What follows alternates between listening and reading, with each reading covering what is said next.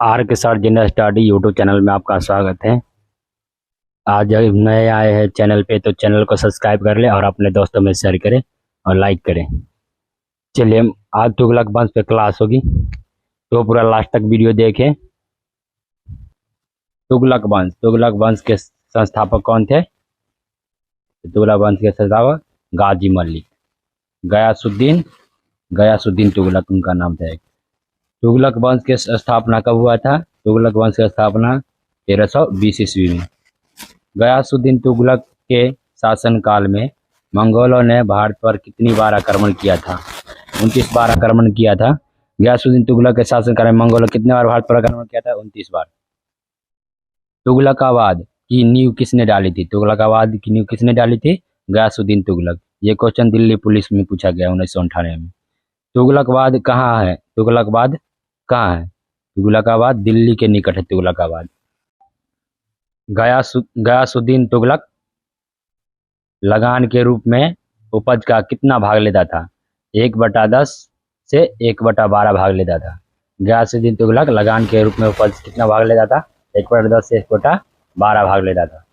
किस शासक की मृत्यु लकड़ी के घर गिरने से हो गया और कब हुआ था? तो गयासुद्दीन तुगलक की मृत्यु लकड़ी के घर गिरने से हो गया था 1325 ईस्वी में। गयासुद्दीन तुगलक का उत्तराधिकारी कौन था? गयासुद्दीन तुगलक का उत्तराधिकारी कौन था? गयासुद्दीन तुगलक का उत्तराधिकारी था मोहम्मद जूना खां। गयासुद्दीन तुगलक का पुत्र मोहम्मद जूना खां था जो गयासुद्दीन तुगलक का उत्तराधिकारी था। मोहम्मद जूना खां किस नाम से दिल्ली की गद्दी पर बैठा था? मोहम्मद जूना खां किस नाम से गद्दी पर बैठा था? तो मोहम्मद बिन तुगलक के नाम से दिल्ली की गद्दी पर बैठा था मोहम्मद जूना खां। मोहम्मद बिन तुगलक कब दिल्ली पर गद्दी पर बैठा? दिल्ली की गद्दी पर कब बैठा मोहम्मद बिन तुगलक? 1325 ईस्वी में। मोहम्मद बिन तुगलक ने दोआब के उपज प्रदेश में कितना कर लगाया था? मोहम्मद तुगलक कितना कर लगाया था उपजाऊ प्रदेश में? तो उपजाऊ प्रदेश में लगाया था 50% कर। तुगलक वंश के किस शासक के शासनकाल में भयंकर अकाल पड़ा? मोहम्मद बिन तुगलक के शासनकाल में भयंकर अकाल पड़ा था। मोहम्मद बिन तुगलक ने कृषि के विकास के लिए किस विभाग की स्थापना की थी? कृषि के विकास के लिए किस विभाग की स्थापना की थी मोहम्मद तुगलक? दीवान-ए-कोही का। मोहम्मद बिन तुगलक अपनी राजधानी को दिल्ली से हटाकर कहाँ ले गया था? दिल्ली से हटाकर मोहम्मद बिन तुगलक अपनी राजधानी को ले गया था देवगिरी में। मोहम्मद बिन तुगलक ने देवगिरी नाम को क्या रखा था? देवगिरी को क्या रखा था नाम मोहम्मद बिन तुगलक? दौलताबाद। मोहम्मद बिन तुगलक अपनी राजधानी दौलताबाद से हटाकर, उसके बाद मोहम्मद तुगलक अपनी राजधानी दौलताबाद से हटाकर फिर कहाँ ले गए दोबारा? तो वह दौलताबाद से फिर पुरानी राजधानी दिल्ली वापस ले गया। तो फिर पहले लाया दौलताबाद फिर वापस ले गया दिल्ली। तुगलक वंश के किस शासक ने सांकेतिक मुद्रा का प्रचलन किया था? मोहम्मद बिन तुगलक ने। अफ्रीकी यात्री इब्ने बतूता किसके शासनकाल में भारत आया था? मोहम्मद बिन तुगलक के शासनकाल में भारत आया था। अफ्रीका यात्री इब्ने बतूता किसके शासनकाल में भारत आया था? मोहम्मद बिन तुगलक के शासनकाल में भारत आया था। कहाँ के था? अफ्रीकी यात्री था।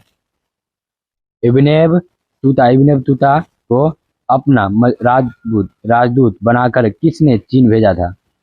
इब्ने बतूता को अपनी राजदूत बनाकर के भेजा था चीन, वह मोहम्मद बिन तुगलक था। सन की बादशाह किसे कहा जाता था? सन की बादशाह कहा जाता था किसे? मोहम्मद बिन तुगलक को। सन की बादशाह कहा जाता मोहम्मद बिन तुगलक को। किसके शासनकाल में दक्कन की बहमनी राज्य की स्थापना हुई?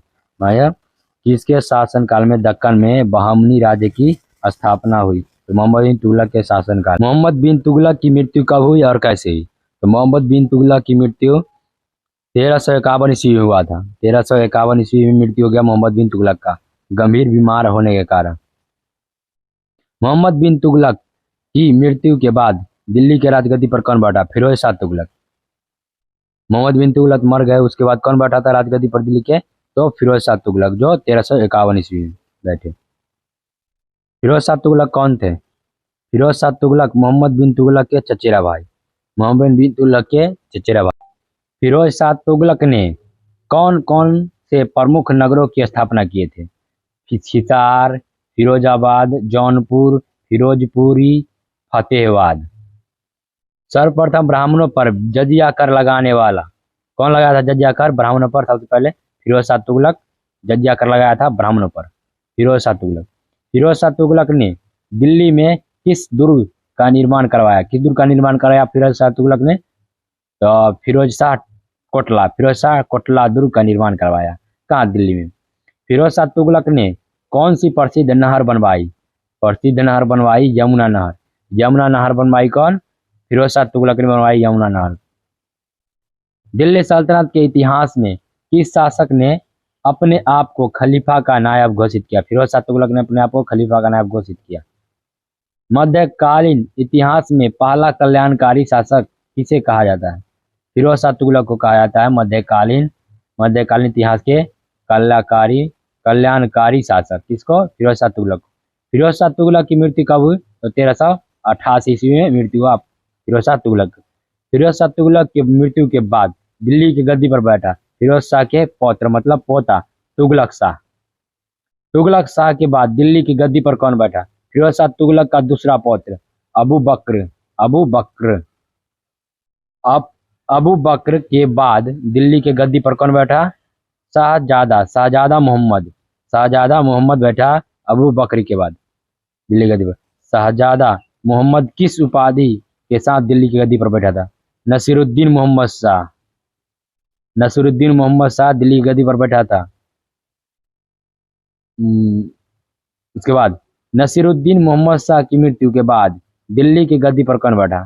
फिर नसीरुद्दीन मोहम्मद शाह मर गए, उसके बाद बैठे नसीरुद्दीन मोहम्मद शाह के पुत्र हुमायूं। ये इंपॉर्टेंट है। तुगलक वंश में हुमायूं गद्दी पर बैठा नसीरुद्दीन मोहम्मद शाह के पुत्र हुमायूं। अलाउद्दीन सिकंदर शाह की मृत्यु के बाद दिल्ली की गद्दी पर कौन बैठा? नसीरुद्दीन महमूद शाह। चलिए, तुगलक वंश के अंतिम शासक कौन था? तुगलक वंश के अंतिम शासक कौन था? नसीरुद्दीन मोहम्मद शाह। तुगलक वंश के किस शासक के बारे में कहा जाता था कि इनका शासन दिल्ली के पालन तक है? नसीरुद्दीन महमूद शाह के। किसके शासनकाल में तैमूरों ने 1398 ईस्वी में दिल्ली पर आक्रमण किया? मतलब किसके शासनकाल में तैमूरों ने दिल्ली पर आक्रमण किया था 1398 ईस्वी में? नसीरुद्दीन मोहम्मद शाह के शासनकाल में। नसीरुद्दीन मोहम्मद की मृत्यु के बाद तुगलक वंश का अंत हो गया। नसीरुद्दीन मोहम्मद की मृत्यु के बाद क्या तुगलक वंश का अंत हो गया? नसीरुद्दीन लास्ट शासक थे। लास्ट शासक कौन थे तुगलक वंश के? नसीरुद्दीन मोहम्मद शाह। तुगलक वंश का अंत हुआ था 1412 ईस्वी में। तुगलक वंश के पतन के बाद दिल्ली की गद्दी पर बैठा था कौन शासक बैठे थे दिल्ली पर? सैयद वंश के शासक बैठे दिल्ली पे।